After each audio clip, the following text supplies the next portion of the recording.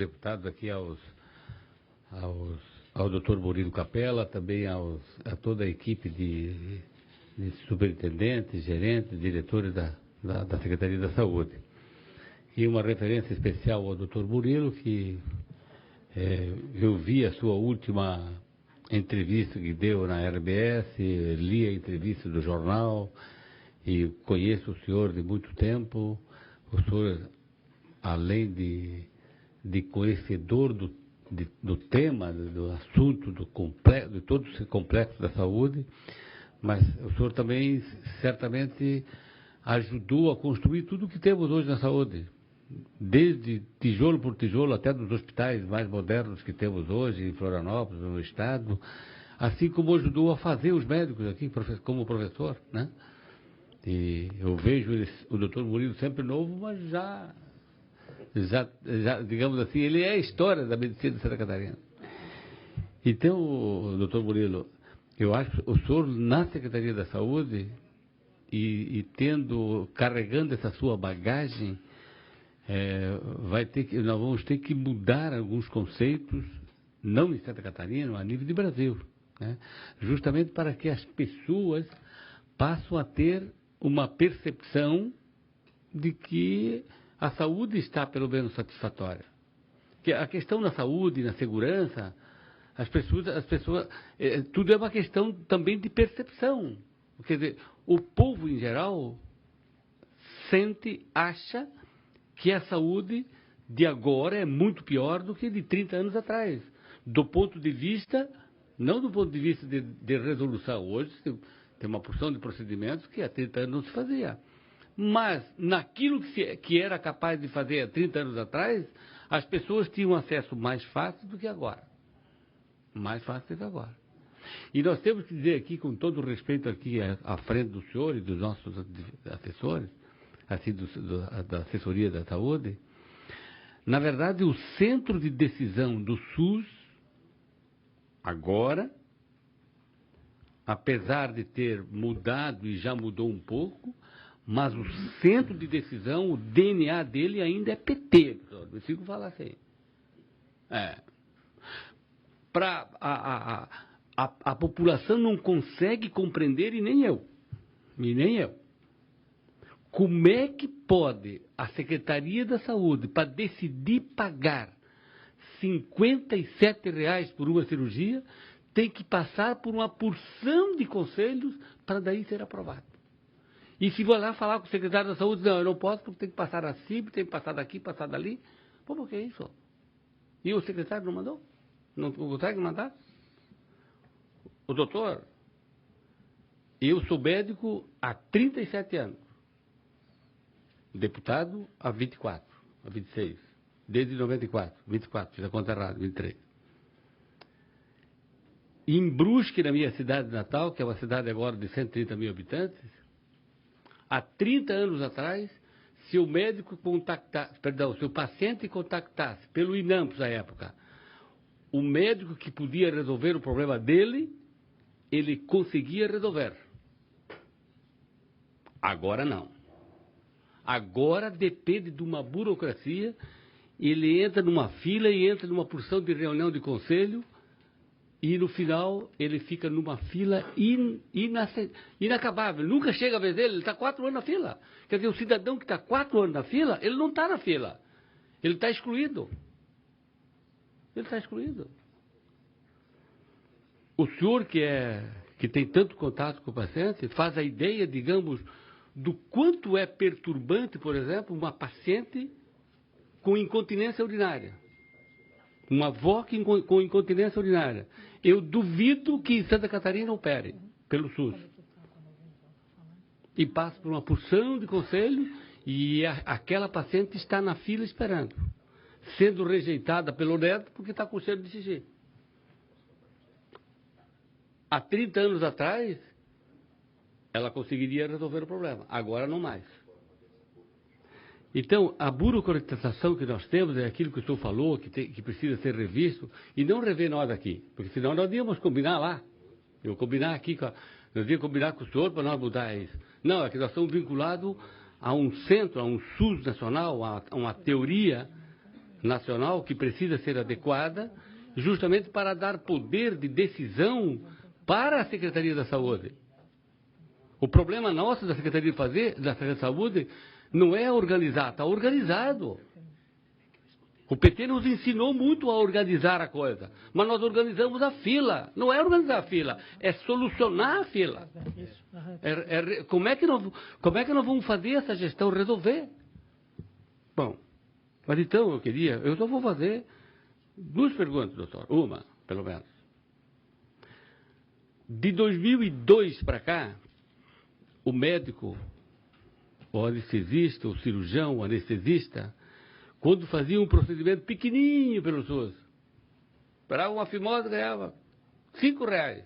Mas quando o SUS pagava, caía na conta do cirurgião. Caía na conta do auxiliar e do anestesista.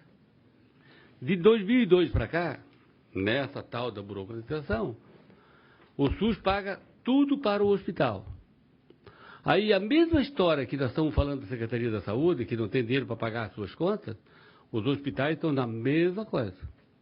Ou seja, na hora que entra o dinheiro na conta do hospital, ele vai ter que pagar a lavanderia, vai ter que pagar o laboratório, vai pagar os funcionários, lógico, vai pagar o mercado, senão o mercado não entrega o arroz e o feijão para fazer. Aí quando ele vai tentar pagar o doutor, o anestesista não tem o dinheiro. Vai fazer o quê? Eu conheço um hospital, o hospital de Camboriú, que na gestão passada nunca pagou os médicos, porque ele só pagava questão judicial. Quer dizer, quando entrava o dinheiro, o juiz sacava o dinheiro, pronto. Quer dizer, no final de 3, 4 anos, o hospital fechou e está fechado, o hospital de Camboriú, por conta de que todo o dinheiro, que se por uma eventualidade cair numa conta, ele vai ser sacado pelo judiciário para pagar questões judiciais. E, naturalmente, que o doutor não recebendo isso, todo mundo saiu do hospital e o hospital não está fechado, está lá com a porta aberta. Só que não tem ninguém atendendo lá dentro. Então, essa é uma coisa que nós teríamos que mudar, é essa forma de pagamento, que a percepção que o cirurgião tem com relação ao SUS é que o SUS não paga ele, não paga mesmo. Pagou o hospital não pagou ele, então automaticamente não recebeu. Enquanto nós não resolvermos o atendimento no interior, hoje tem uma matéria no jornal, até ambulância e terapia. O paciente sai de Guaraciaba para trazer aqui para operar hérnia no hospital infantil, o hérnia no hospital Celso Ramos, o hérnia no hospital regional de São José. Quer dizer, por que claro, o paciente vem e é atendido. Mas sendo atendido aí, vai embuchar o hospital e aquilo que o hospital poderia mesmo atender, acaba não atendendo. Obrigado. Então, doutor, eu torço muito pela sua gestão, tenho certeza que isso vai ajudar. E o Coruja deixou uma mensagem aqui no ano passado, que eu nunca me esqueci. Ele disse, nós temos, com relação à gestão do hospital, ele usou a figura do gato e do rato. Diz, olha, se você contratar o gato e pagar por mês para ele, não vai caçar rato nenhum. Mas se você pagar rato por rato, de certeza vai achar muito gato, muito rato. Então, nós temos que encontrar uma maneira, na educação, doutor Moreira, na educação, o município investir na educação sempre era um problema. Até que foi inventada uma coisa que o aluno na escola vale um dinheiro. O aluno da escola vale um dinheiro. Por isso o município corre atrás do aluno, porque cada aluno vale um dinheiro para ele bancar a estrutura. Hoje, quando um paciente chega no hospital, ele é o quê? Um problema. Uma despesa. O hospital diz, meu Deus, é mais uma coisa que eu não vou conseguir. Nós vamos ter que encontrar uma maneira, como foi achado na saúde, como foi achado na educação, de transformar o conceito de que o diretor lá do hospital, da OS, quando vê um paciente chegando, diz, opa, vai entrar mais um dinheiro aqui para mim pagar os funcionários. Agora, ele diz, meu Deus, toque-se para lá, porque é mais uma despesa. Nós vamos ter que encontrar essa maneira e vai ser fácil de achar. Só que temos que botar em pensamento. Essa é a outra dificuldade que eu acho que é difícil, mas se a gente mudar alguns conceitos, podemos sim resolver a saúde muito bem, desde que a gente temos que usar os conceitos mais modernos para a gente modificar isso aí. Obrigado, deputado Wenzão. Passo ao deputado Valduga e depois, então, voltará ao deputado Murilo, que fará, inclusive, as observações sobre aquilo que o deputado Wenzão também levantou. Deputado Valduga, última intervenção do deputado antes de partirmos, então, para a parte final. Muito bem. Cumprimentar Vossa Excelência, deputado, presidente Inadir Sareta, saudar os senhores deputados e também é uma grande honra ter o doutor Murilo Capella aqui conosco, para que a gente consiga fazer esse debate de uma forma mais ampla, essa questão da saúde no estado de Santa Catarina, saudar a Neuza e também todos os servidores aqui. Muitas coisas, inclusive, se tornaram repetitivas, eu também não quero torná-las repetitivas diante dessa situação da ambulância-terapia, a questão da gestão, tabela SUS, mas uma coisa que me chama muita atenção, doutor Murilo, que nós precisamos buscar resolutividades mais urgentes, é sobre a questão da regionalização dos nossos hospitais. Porque o que a gente percebe é importante, os nossos hospitais municipais do estado de Santa Catarina são, mas se a gente não regionalizar, eu vejo que, até porque a saúde é um saco sem fundo, nós não vamos resolver, né, essa situação da saúde no estado de Santa Catarina, até porque está cada vez mais precarizado. A gente que viaja do estado, os municípios, e lá a gente fala com as pessoas, com gestores. Todo mundo fala sobre a questão da saúde. Então nós temos que buscar uma saída, temos que buscar. Eu vejo que os debates e as falas, todas elas muito importantes, reclamamos sempre da questão da tabela SUS, que realmente, né, é vergonhoso, né, mas qual é a solução que nós temos que buscar? Eu vejo que nós lá no oeste de Santa Catarina, né, nós temos lá uma universidade federal. Até essa semana eu estava conversando com o reitor Sareta, pró-reitor da nossa universidade, aonde que eles têm a vontade de buscar parceria com o hospital regional e hospital materno-infantil lá de Chapecó, que atende aquela região. E que nós podemos também atender lá São Miguel do Oeste, o extremo oeste, até porque nós possamos buscar essa parceria com a iniciação científica para buscar aportes do governo federal. Você fala aqui na questão dos recursos. Buscar a iniciação científica. Nós precisamos dialogar. Até eu gostaria de propor aqui uma audiência pública da Comissão de Saúde lá em Chapecó, e estava falando com o deputado aqui, Coruja, até porque o Hospital Universitário de Chapecó, que nós temos o curso de medicina, de vários cursos na área de saúde, tem essa vontade. Mas só que eu vejo que não está tendo ainda a vontade política de a gente fazer essa parceria, transformar. A exemplo ali em Joaçaba, vejo que o Hospital Santa Terezinha melhorou muito a partir do momento que ele buscou essa parceria com a UNUESC lá, né? Imagina nós buscando a Universidade Federal. Eu vejo que vai facilitar, ou seja, vai amenizar bastante essa dificuldade que nós enfrentamos na saúde com aportes do governo federal a partir do momento que a gente envolver a iniciação científica, a partir do momento que a gente envolver a Universidade Federal. E daí nós temos a nossa frente parlamentar, os deputados federais do estado de Santa Catarina. Nós temos deputados federais. Né?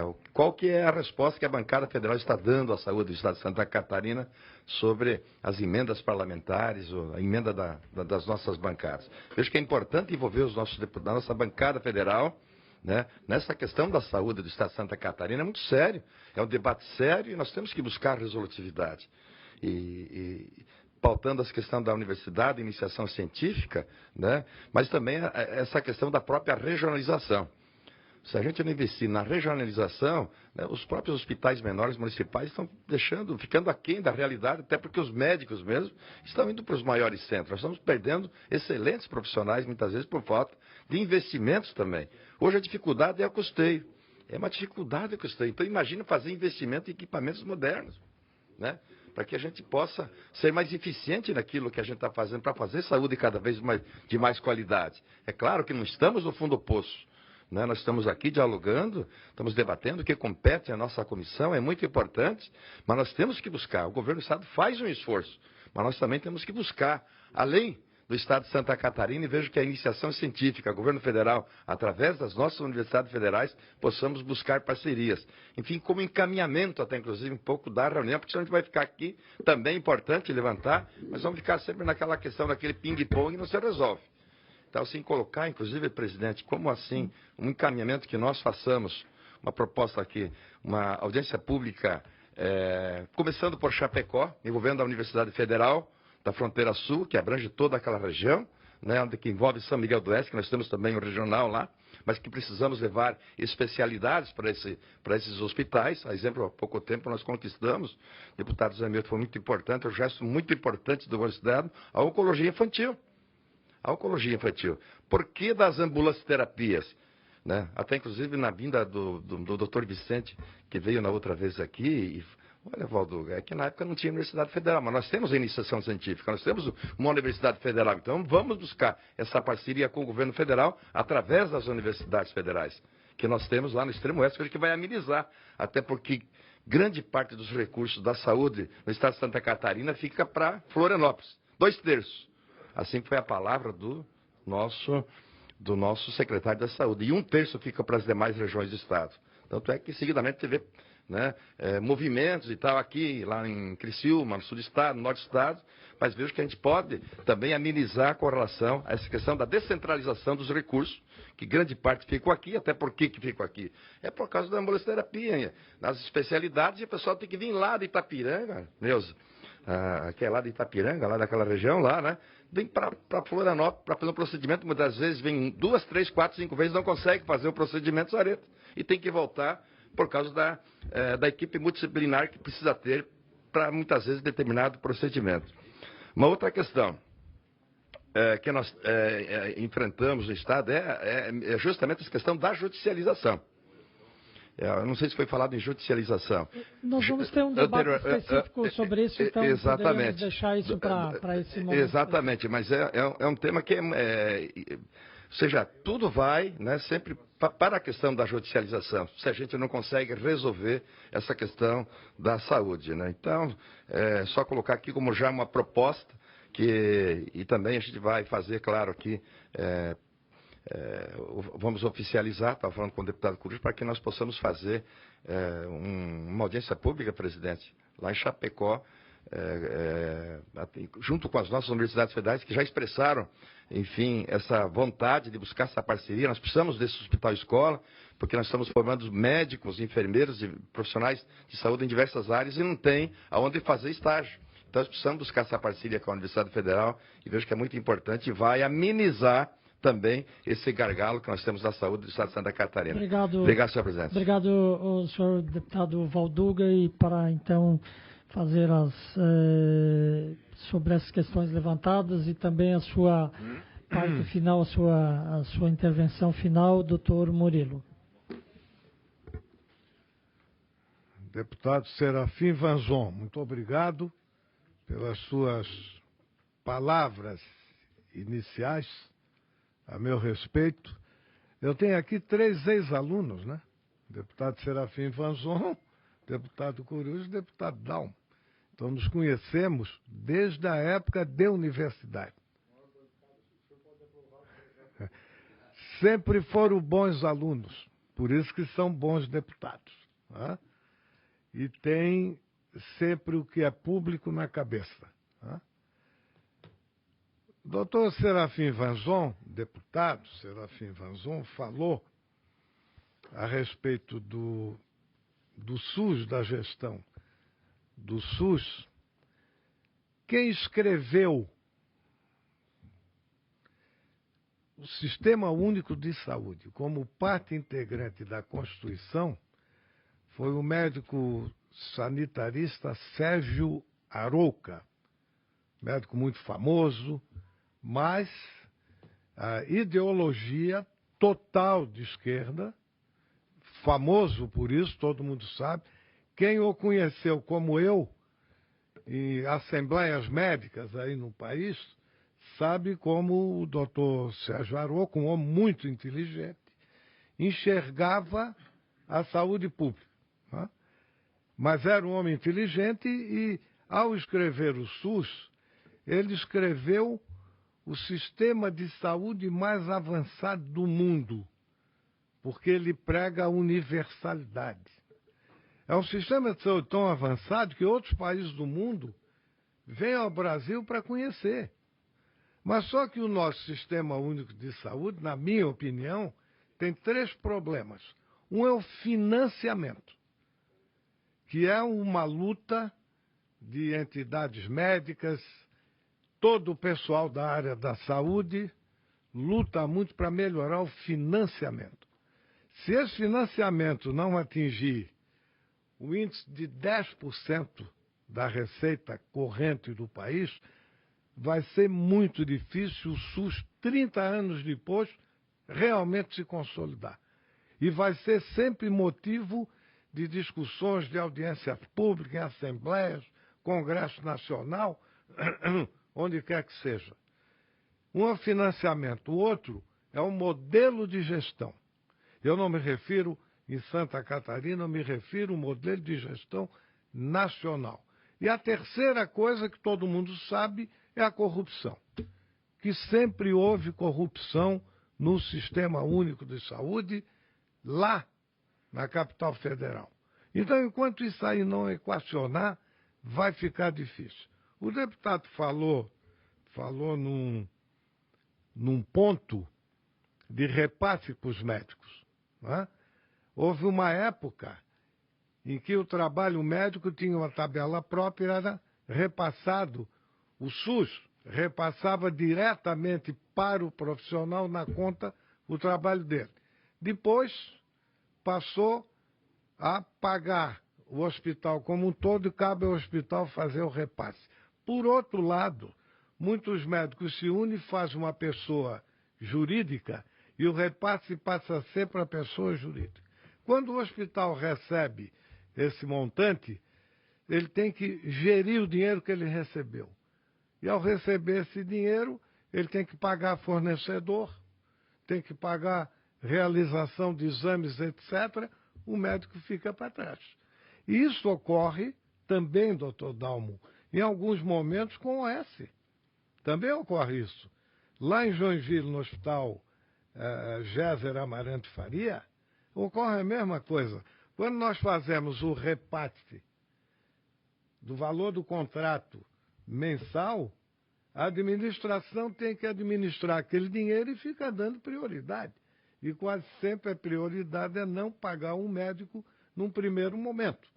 E aí o que é que o médico faz? Telefona. E diz que vai parar, que não dá, etc. Segundo lugar, isso que ele falou de que vem um pequeno paciente, vamos citar São Miguel do Oeste, para operar fimose aqui, é uma questão de tabela. Nós temos aqui no estado de Santa Catarina 45 cirurgiões pediátricos em atividade. Desses 45, 30 foram formados por nós no hospital infantil aqui. Estão espalhados no estado inteiro. Eles não sabem operar fimose? Sabem. Sabem operar tudo. Mas na hora que olha a tabela de quanto eles vão ganhar, colocar uma criança na sala de operação, operar, pode complicar, voltar, etc., por R$40 fica muito difícil. Aí qual é mais fácil? Encaminha para o hospital público, porque o médico é assalariado e aí gera a fila. Não resolve. E aí eu vou naquilo que o deputado Valduga falou, o deputado Corujo, que eu também já falei, é regionalização. A regionalização é que vai manter a pessoa no local. Os grandes países do mundo, eu vou deixar os Estados Unidos de fora, que faz uma medicina mais baseada em plano de saúde, e o povo que não sofre muito. Mas se nós pegarmos países como França, Inglaterra, para não falar em Noruega, Finlândia e Suécia, onde tudo funciona a contento, lá é tudo regionalizado.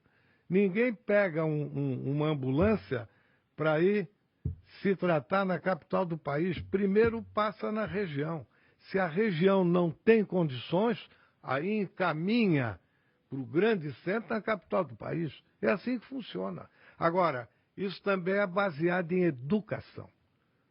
É educar para a saúde. Educação do povo para a saúde. E quando não houver educação, não adianta. Realmente fica difícil. Mas eu acho que a sua colocação, deputado Vanzon, foi muito boa. E o deputado Valduga tocou num ponto que me agrada muito, que é a iniciação científica.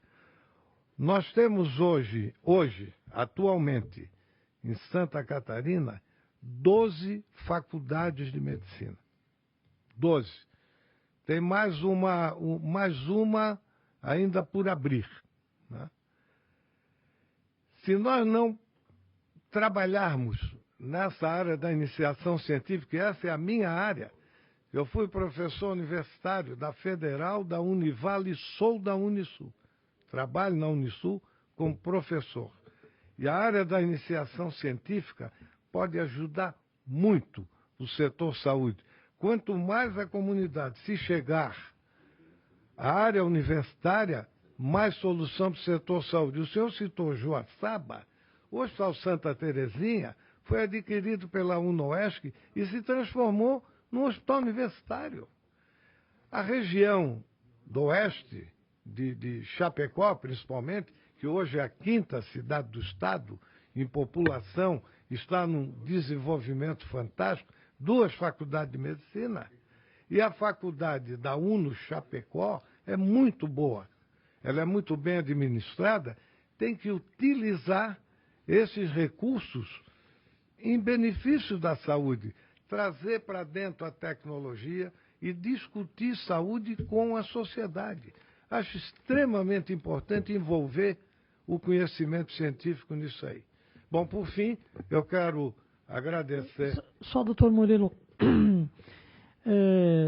nós começamos a reunião com a sua fala, até acredito que com 2 boas notícias, né? Que a questão do Hospital Infantil Joana de Guzmão retomou as cirurgias, que a questão do CEPAM estão vendo recursos para regularizar também. Eu acredito que foram 2 boas notícias. Depois foram levantadas uma série de questões aqui, que algumas esclarecidas, outras ainda pendentes, que virão depois, até porque essa reunião não é conclusiva, ela é mais uma. Eu queria que Vossa Excelência encerrasse a reunião com uma outra boa notícia, porque é uma angústia grande dos ostomizados. Eu tenho aqui a presidente da associação, está angustiada ali. Nós fizemos uma audiência pública aqui há cerca de 30 dias atrás, foi dito que seria regularizado. Cerca de 40% dos pacientes, segundo as informações, não estão recebendo as bolsas, e nós precisamos, doutor Murilo, tudo é urgente, mas nesse caso específico também não é um valor assim tão elevado monetariamente. Então, para suas últimas palavras aí da conclusão, que nos desse um alento e um pedido especial em relação aos ostomizados. Se me permitir, queria só fazer uma breve colocação e uma sugestão para uma análise. Primeira colocação é a seguinte: deputado Serafim Venzon, os serafins são anjos da primeira grandeza, e são famosos porque tem 6 asas, voam longe. Tem 6? 6. Serafim tem 6 asas? 6 asas. Eu não sabia, nem vejo. E ele falou uma história do rato que eu não quero... a frase, na verdade, que eu disse foi outra, mas depois nós conversamos. Eu acho que... Mas ele fez uma colocação importante, que Vossa Excelência coloca, dos médicos que não recebem. Eu já tenho feito uma sugestão que eu acho que precisa ser analisado para o modelo de saúde, que é ter a IH móvel. Porque hoje a IH se tornou propriedade dos prefeitos em alguns lugares, então se a IH for móvel, a IH do paciente, ele recebe e ele vai tratar onde ele quer. E depois o sistema de saúde no final do mês pode fazer a compensação, então ele vai, qualquer local que fizer aquela IH vai ter garantia que vai receber, o que se compensa no final, e eu acho que vai possibilitar esses pequenos atendimentos, às vezes hospitais especializados em pequenos atendimentos, que podem, se tiver em volume, porque uma coisa é fazer uma fimose cada dia, outra coisa é fazer 50 fimoses num dia, não é? Então, eu acho que você pode vocacionar os pequenos hospitais para procedimentos específicos, que fala muito, se tiver uma IH móvel, que pertence ao paciente. Há uma certa relutância por causa do nosso modelo colocado, mas eu acho que poderia ser avaliar para pensar se não é possível isso. Obrigado, deputado Coruja. Então, para a sua última conclusão e no aguardo dessa sua manifestação. Ostomizado. Pois é. Ostomizado, como médico e cirurgião, me cabe isso muito de perto. Porque durante a minha vida eu fiz muitas ostomias. Colostomia, gastrostomia, mas se fala mais da colostomia, da ileostomia. Tem dois tipos de ostomizado. O definitivo é aquele que vai viver a vida inteira com a sua colostomia, e o temporário, aquele que, uma vez removido o seu problema, ele fecha. Aquelas duas bocas são fechadas e fica curado. O definitivo precisa de bolsa pro resto da vida, porque ele não vai refazer, né? Ele precisa de bolsa. E o temporário luta para ter a volta à normalidade. Acabou com a colostomia, fecha a colostomia e pronto. E esse realmente é um problema. Isso nós temos que pensar e investir, porque viver com o intestino colocado para fora e ter dificuldade de ter uma bolsa, esse é um problema sério. Nós temos que dar prioridade para esse tipo de situação. E também credenciar cada vez mais hospitais com médicos capacitados para fechar essa colostomia e permitir que o paciente volte a ter um trânsito intestinal normal. Isso, deputado Neudi Sareta, é um assunto que eu vou botar em foco na secretaria num esquema de mais prioridade. Quanto à IH móvel, a IH é do paciente. A IH é do paciente. Tem muito paciente que vai de uma cidade para outra com a sua IH debaixo do braço. Isso tem. Eu conheço isso. Quando eu fazia ambulatório, o paciente vinha, digamos, de Porto Belo, para não vencer o número de IHs do município, traz a sua IH, vamos utilizar a sua IH. Eu não sei se é mais assim, é? Não. Mas já foi.